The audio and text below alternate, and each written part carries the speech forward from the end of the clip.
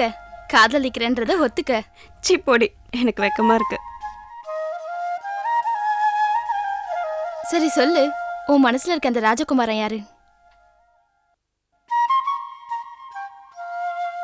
அதான் நீயே சொல்லிட்டியே. நான் எங்கடி சொன்ன?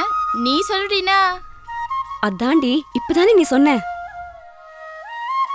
ராஜகுமாரன் தானே சொன்ன. நம்ம ஊர்ல ராஜகுமாரன் யாருமே இல்லையே. மக்கு மக்கு. ராஜா இருக்காருல்ல, அவரை தான் நான் காதலிக்கிறேன்.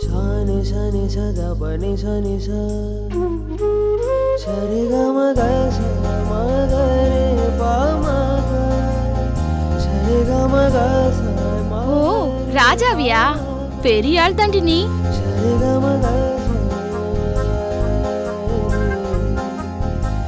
அவரோட மனசார நான் வாழ்ந்துட்டு இருக்கேன். இன்னொருத்தர மனசார கூட நினைக்க முடியாது. அப்ப எப்ப கல்யாண சாப்பாடு போட போற? அது அவர்கிட்ட கேட்டு வந்து சொல்றேன்.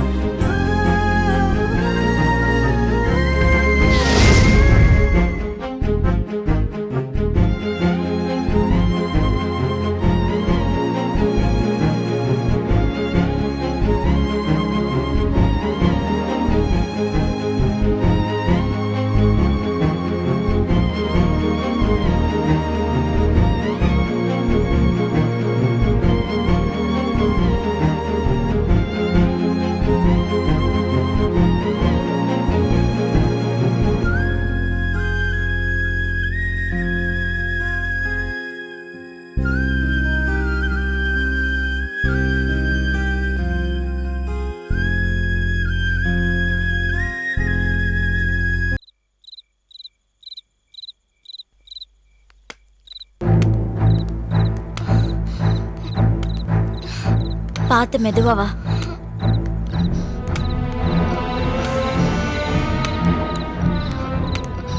ஒரு நிமிஷம் நில்ல, ஏதாவது வண்டி வருதான்னு பார்க்கலாம். கொஞ்சம் பொறுத்துக்கோ என்ன.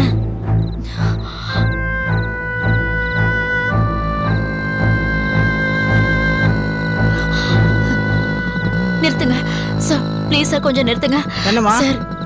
என் குழந்தைக்கு உடம்பு சரியில்லை, கொஞ்சம் பக்கத்து ஹாஸ்பிட்டல் எங்களை விட்டுட்டீங்கன்னா போதும். சாரிம்மா, நான் அவசரமா போயிட்டு இருக்கேன், வேற வண்டி வந்தா கேளு.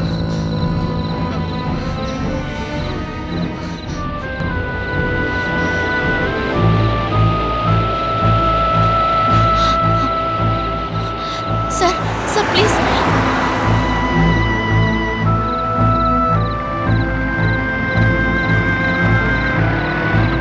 ப்ளீஸ் நிறுத்துங்க சார். சார் கொஞ்சம் நிறுத்துங்க சார், ப்ளீஸ் சார். என்னம்மா?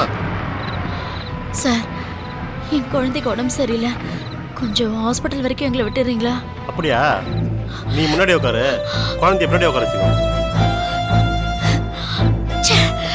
போயா பொறுக்கி. என்ன நான் பொறுக்கியா? அப்ப இங்கே நின்று.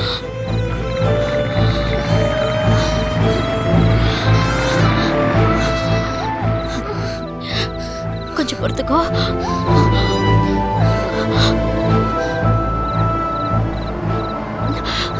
நிறுத்துங்க சார், கொஞ்சம் நிறுத்துங்க சார். சார் என்னங்க?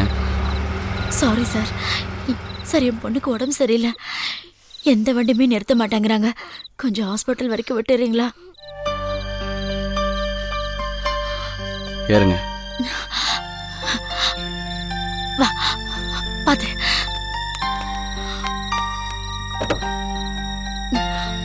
வா மெதுவா.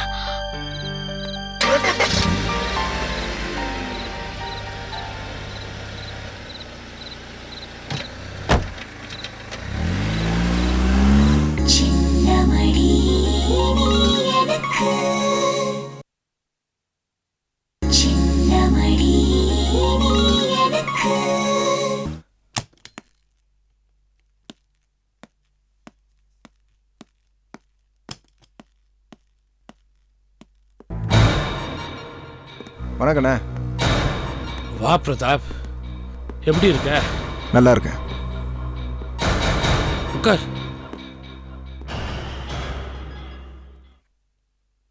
என்னாச்சுண்ணே? அண்ணியும் குழந்தையும் கிடைச்சாங்களா? நம்ம பசங்களும் டிபார்ட்மெண்ட்டில் நமக்கு விசுவாசமாக இருக்கிறவங்களும் சல்லடை போட்டு சிட்டி ஃபுல்லும் தேடிட்டாங்க. எங்கே போனால் என்ன ஆனான்னு ஒரு விவரமும் தெரியல. கவலைப்படாதீங்க, எப்படியும் கிடைச்சிருவாங்க.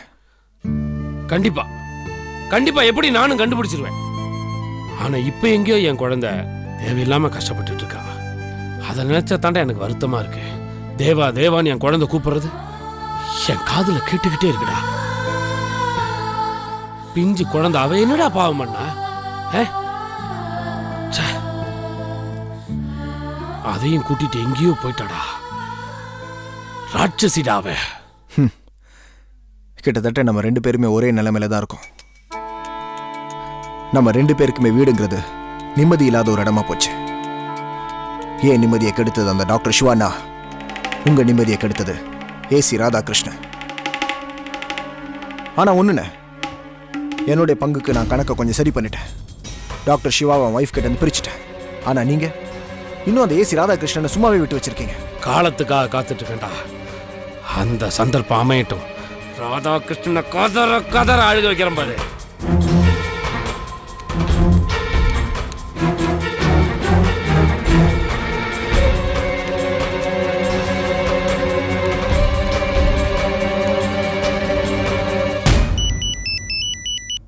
சொல்டே. ஐயா, நம்ம காத்துட்டு இருந்த நேரம் வந்துருச்சு. சுபத்ரா குணமாயிட்டாயா? காது குளிர ஒரு நல்ல விஷயத்த சொல்லியிருக்க. இனிமேல் தான் நீ ஜாக்கிரதையா இருக்கணும். அங்க என்ன நடக்குதுன்னு எனக்கு உடனுக்குடனே சொல்லிக்கிட்டே இரு. சரிங்க ஐயா, சொல்றேன். வச்சிட்டுமா? வச்சிருக்கேன். பிரதாப், சரியான நேரம் வந்துருச்சுடா. என்ன சொல்றீங்க? ராதாகிருஷ்ணன் தங்கச்சி கண்ணு முழிச்சிட்டாளாம். எதிரி சந்தோஷமா இருக்காடா. இப்பதான்டா அவன் அடிக்கணும். இப்ப அடிச்சா தாண்டா அவன் அழுவான். புரியலையே. புரியல? ராதாகிருஷ்ணனோட தங்கச்சி கண்ணு முழிச்சிட்டாடா. ஒரே அடி அவளை கண்ணு மூட வைப்போம்னு. அப்பதான்டா அவன் அழுவான். போட்டுக்கிற காக்கி சட்டை நனைய அழுவான்டா. தங்கச்சியை நினைச்சு அவன் அழுவணும். ஏண்டா அந்த தேவா கிட்ட மோதனன்னு கதறி அவன் அழுவணும். அந்த சத்தத்தை நான் கேட்கணும்டா. பிரதாப், உனக்கு எவ்வளவு பணம் வேணும் நான் தரேன்டா. அவளை நீ முடிச்சிரு. நானா? ஆமாடா. இந்த காரியத்தை செய்யறதுக்கு என் கூட்டத்துல உன்னை விட நம்பிக்கையான ஆள் வேற யாரும் இல்லடா. என்னடா என்ன யோசிக்கிற? அண்ணனுக்கா இது கூட செய்ய மாட்டியா? அதுக்கு இல்லைண்ணே, ஒரு கொலை பண்ற அளவுக்கு நான் இது வரைக்கும் ரிஸ்க் எடுத்ததில்ல. அதான் யோசிக்கிறேன். சரிண்ணே, நான் பண்றேன். எவ்வளவு பணம் வேணும்? பணம்லாம் வேண்டாம். நான் பண்ற இந்த உதவிக்கு கூடிய சீக்கிரம் நீங்க பதில் உதவி பண்ண வேண்டியிருக்கும். கொலைக்கு பதில் கொலை, அதான் டீல். ஓகே, இந்த காரியத்தை நீ கரெக்டா முடிச்சிரு. அதுக்கப்புறம் பார், இந்த தேவா நீ எதை சொன்னாலும் கேட்பான். சரி, நான் கிளம்புறேன். காத்துக்கிட்டே அண்ணன் கிட்ட இருந்து கூடிய சீக்கிரமே போன் வரும். காரியத்தை கரெக்டா முடிச்சிரு. ஓகே.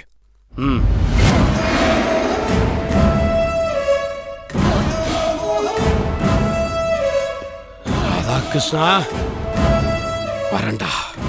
இனி நீ வாழ்க்கை பூரா அழுதுட்டு இருக்க போற.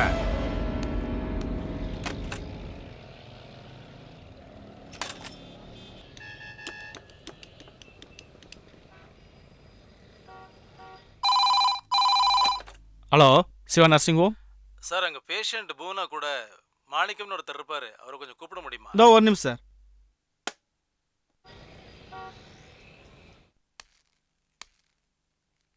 ஹலோ, யாருங்க? மாணிக்கம், நான் தான் ராஜதுரை பேசுகிறேன்.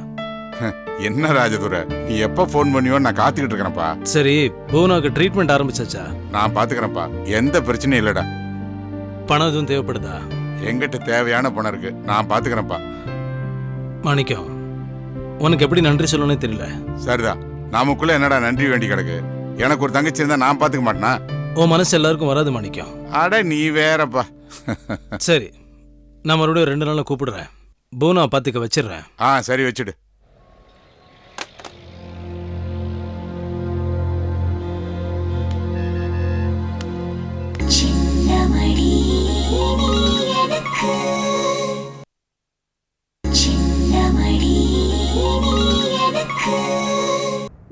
முடியாது, நான் சாப்பிட மாட்டேன்.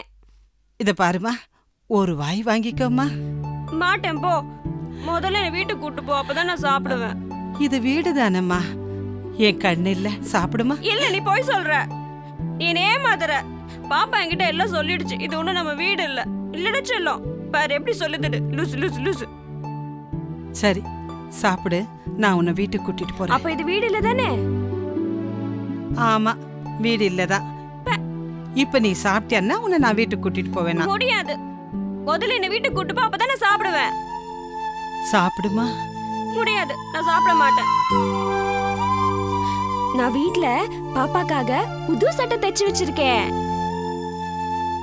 நீ போய் அது முதல்ல எடுத்துட்டு வா. என் பாப்பாக்கு அந்த சட்டையை போட்டு பார்க்கணும். பாப்பா பாப்பா, நான் உனக்கு புது சட்டை தைச்சு வச்சிருக்கேன் தெரியுமா? அந்த சட்டை எப்படி தெரியுமா இருக்கும்? அந்த பட்டாளத்துக்காரங்களாம் போடுவாங்களே, அந்த மாதிரி சட்டை தைச்சு வச்சிருக்கேன்.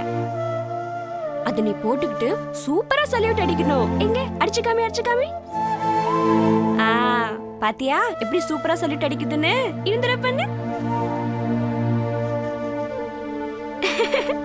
போய் சட்டை எடுத்துட்டு வா போ. சாப்பிட்றா கண்ணு, அப்புறமா நான் போய் சட்டை எடுத்துக்கிட்டு வருவேனா? முடியாது, நீ போய் சட்டை எடுத்துட்டு வா, அப்பதான் நான் சாப்பிடுவேன். சரி, பாப்பாவை என்கிட்ட கொடு. நான் கொடுக்க மாட்டேன் பாப்பாவை. என் கண்ணு இல்ல. சாப்பிடுமா. நான் சாப்பிட மாட்டேன். நீ முதல்ல வீட்டுக்கு போய் பாப்பாவோட சட்டையை எடுத்துட்டு வா.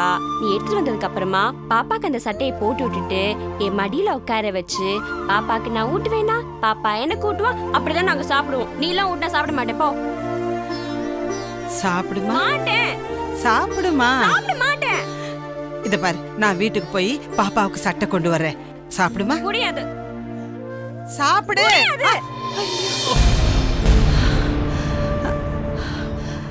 ஐயோ, மன்னிச்சிடுங்க தம்பி, தெரியாத தனமா. பரவாயில்லம்மா, இதுல மன்னிக்கிறதுக்கு என்ன இருக்கு? எங்களோட ஃபீல்ட்ல இது ரொம்ப சகஜம். என்னம்மா, சாப்பாடு வேண்டாமா? நீ யாரு? சொல்றேன், நீங்க முதல்ல சாப்பிடுங்க. என் குழந்தைய தூக்கிட்டு போக வந்தியா?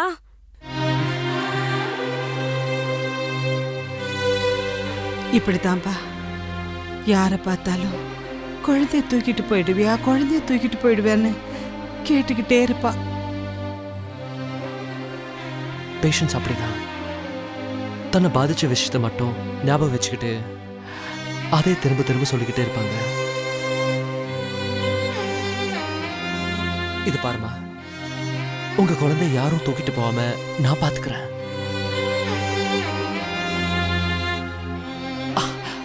அடட, குழந்தைக்கு பசிக்குது போல இருக்க. அதுக்கு சாப்பாடு கொடுக்க வேண்டாமா? கொடுக்கணும். ஆனா இது சட்டை எடுத்துட்டு வர மாட்டேங்குது வீட்ல இருந்து. புது சட்டை போட்டு தானே பாப்பாக்கு சோறு ஊட்டணும். ஏதோ புது சட்டை தச்சு வீட்டில் வச்சிருக்கிறதா கற்பனை பண்ணிக்கிட்டு இருக்க. அதை போய் கொண்டு வா, என் குழந்தைக்கு போடணும், அப்புறமா தான் சாப்பிடுவேன்னு புடிவாதம் பிடிச்சிக்கிட்டு இருக்கா.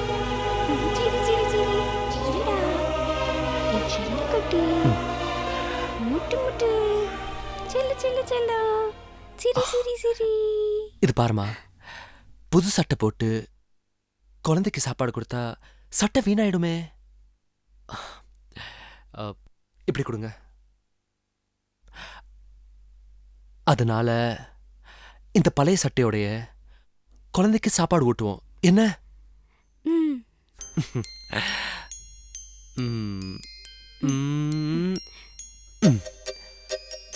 என்னது? வேண்டாமா? ஓ, அம்மாவுக்கு ஊட்டி விட சொல்றியா? இரு, இது பாருங்க, உங்க குழந்தை உங்களுக்கு ஊட்டி விடுறானா நீங்க சாப்பிடுறீங்களா? சரியா? சரி, நான் அம்மாக்கு ஊட்டி விடுறேன். சரியா?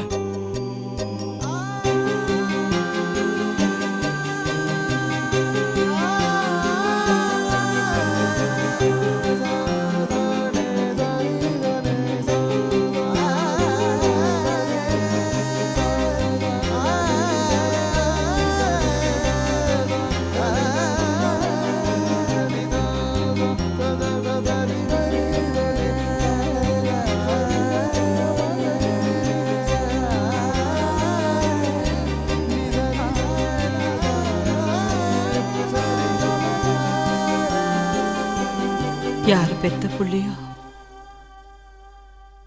நீ நல்லா இருக்கணும்பா, நல்லா இருக்கணும். ஆண்டவன் உனக்கு ஒரு குறையும் வைக்க மாட்டான்.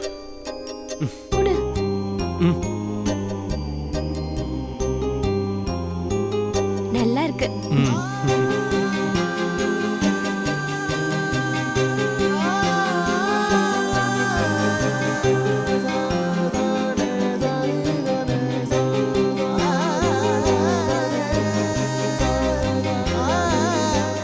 அகல் விளக்கின் அடியினிலே நிழலாக இருளிருக்கும், அனுபவத்தின் மறுபுறத்தில் சுகமான துயர் இருக்கும்.